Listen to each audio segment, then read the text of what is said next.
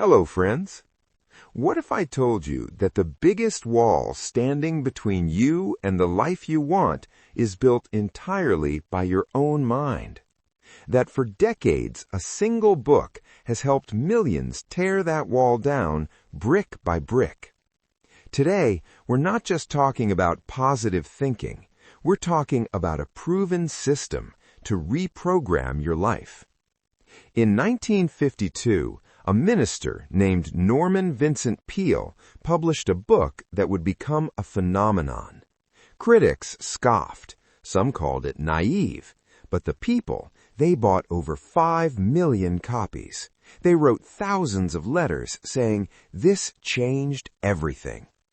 That book was The Power of Positive Thinking. But this isn't about plastering a fake smile on your problems. It's not about pretending everything is fine. It's about a fundamental, almost radical shift in how you use your mind. Peale's core idea was this: your mind is a factory. It's constantly producing something. Either it's producing courage, success, and health, or it's producing fear, failure, and sickness. You are the foreman of that factory.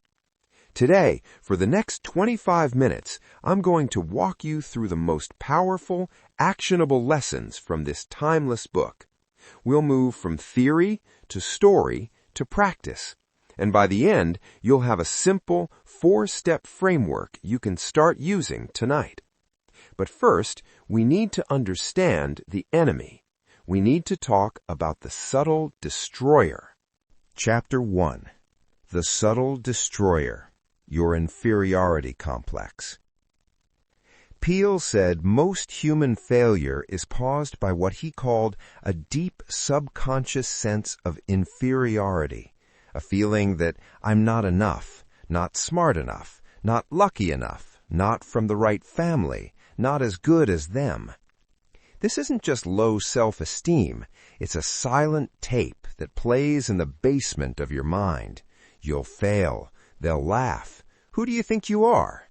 And we accept it as truth. We build our lives around it. We don't apply for the promotion. We don't start the business. We don't speak up in the meeting. We settle because the subtle destroyer has convinced us it's realistic. Let me tell you a story Peale shared. A young salesman came to him, utterly defeated. He was on the verge of being fired. "I just don't have what it takes," he said. "I'm a failure." Peale didn't give him a pep talk. He gave him an assignment. "For the next week," he said, "I want you to use a simple phrase. Every time a negative thought about your abilities enters your mind, I want you to say out loud, 'Cancel that thought.'" The salesman thought it was silly, but he was desperate. The first time his mind whispered, "This client is too big for you," he mumbled, "Cancel that thought." In a meeting, thinking, "My proposal is weak," he silently said, "Cancel that thought." He did this for 1 week, not trying to be blindly positive, just canceling the negative. The next week, his sales calls felt different. He stood straighter. His voice had more certainty. By the end of the month, his sales had increased dramatically. What happened? He didn't suddenly become a better salesman. He became a salesman who stopped telling himself he was a bad one. He fired the subtle destroyer as the foreman of his mental factory. The first law of Peale's philosophy is this: you cannot have a positive life with a negative mind. The two are incompatible. So the work begins with canceling the noise. But then we must replace it with something powerful. We must build a new blueprint. Chapter 2. The Mental Blueprint. Picture your success. Architects don't build by accident. They start with a detailed blueprint. Peale said your mind works the same way. You must build a clear, detailed mental picture of the person you want to be and the life you want to live. And you must hold that picture with absolute faith. He told the story of a champion swimmer. This man would lie in his bed every night, in his mind, not just swimming his race, but feeling it. He felt the cold water on his skin. He heard the crowd. He saw himself touching the wall first. He practiced the perfect stroke, the perfect turn, over and over in his mind. When race day came, his body was merely executing what his mind had already perfected dozens of times. His subconscious mind believed it was simply following a proven script. This isn't magic, it's neuroscience. Your brain's reticular activating system, RAS, acts like a filter.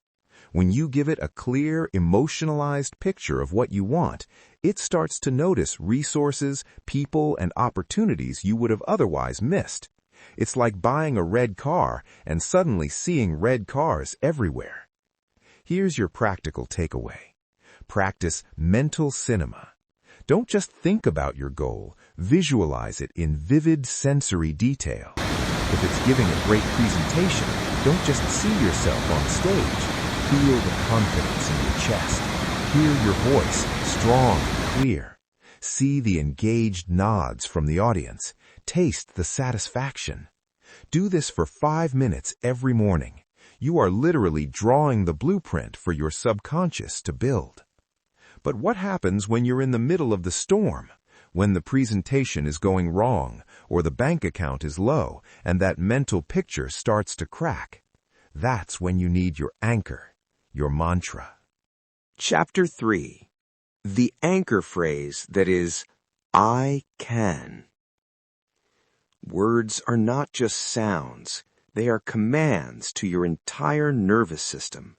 Say, I'm tired, and your body will slump. Say, I'm excited, and your heart rate will change. Peale understood this power. He urged people to create what he called spiritual movers, short, powerful phrases you repeat to yourself to shift your state instantly. The most powerful of these is the 2-word phrase, I can. Not I'll try, not I hope. I can. Peale wrote, believe in yourself, have faith in your abilities. Without a humble but reasonable confidence in your own powers, you cannot be successful or happy. Let me share a real-life example from the book. A business executive was facing a seemingly impossible negotiation.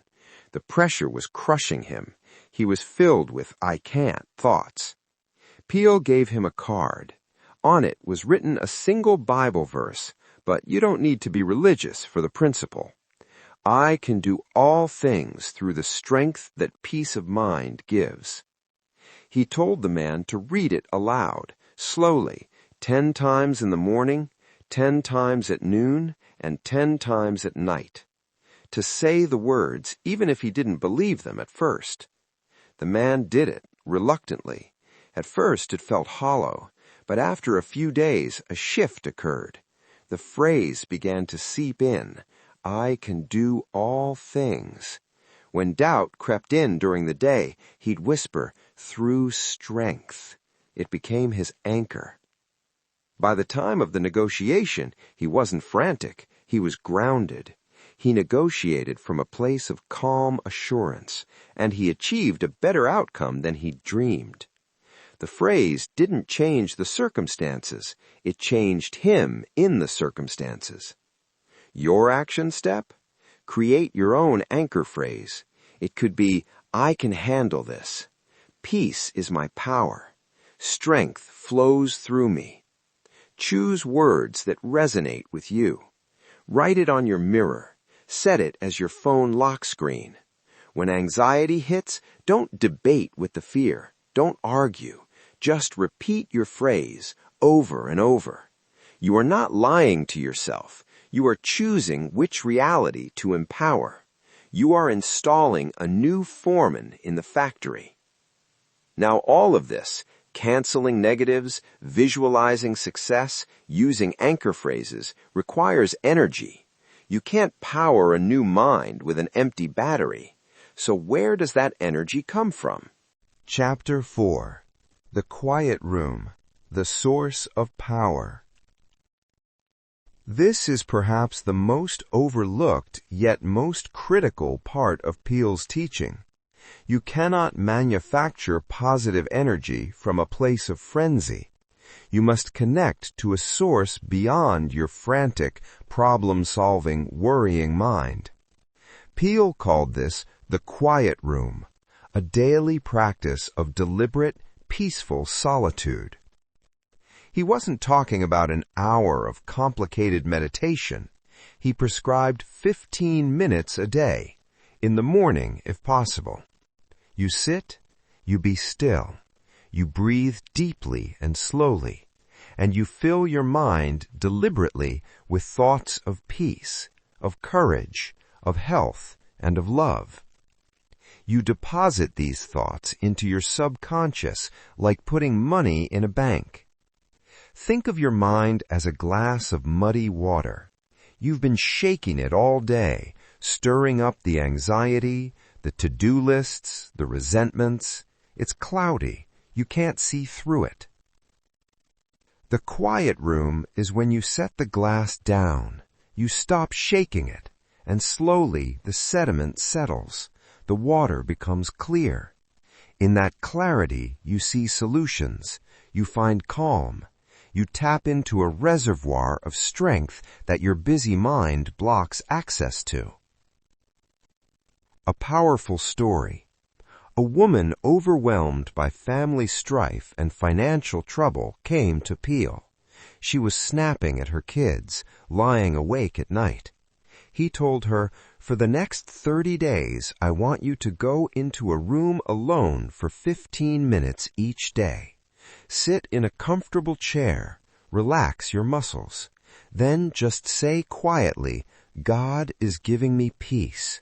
Or, if you prefer, 'The universe is filling me with calm.' Just repeat it and imagine peace flowing into you." She did it.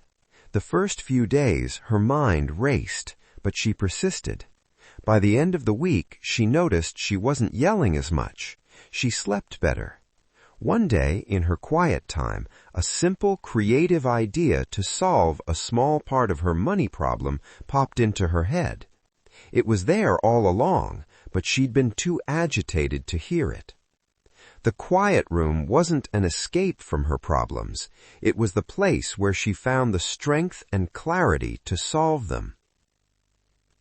Your practice? Schedule your 15-minute appointment with stillness.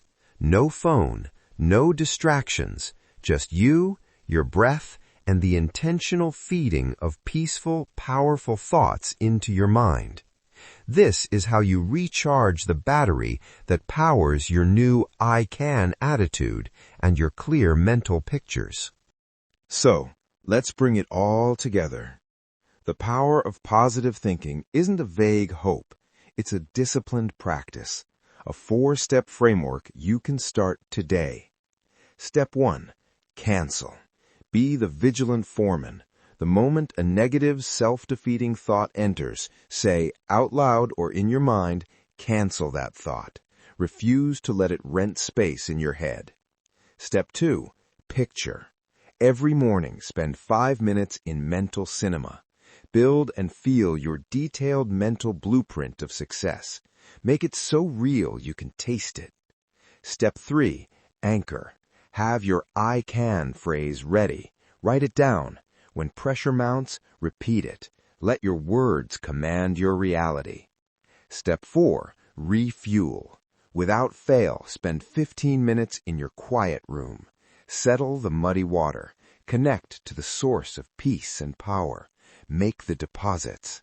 This is how you rebuild the factory of your mind, not in a day, but in a disciplined, daily way.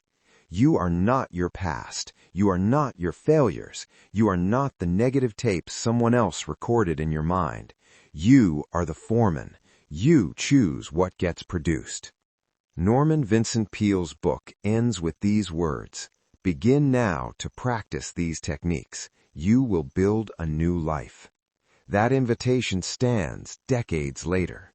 Your life is waiting on the other side of a decision, the decision to take control of the most powerful tool you will ever own, your own thinking. If this resonated with you, if you felt a spark of maybe I can, then I want to invite you to join our community here. Every week we dive deep into timeless ideas like this, distilling them into practical steps you can use to build a stronger, more peaceful, more successful life. Hit the subscribe button and ring the notification bell, because next week we're tackling another life-changing book and you won't want to miss it. But for now, your work begins. Tonight, before you sleep, cancel one negative thought. Picture one success. Say your I can phrase, and tomorrow, step into your quiet room. Thank you for watching. Remember, you are the foreman. Now, go build something beautiful.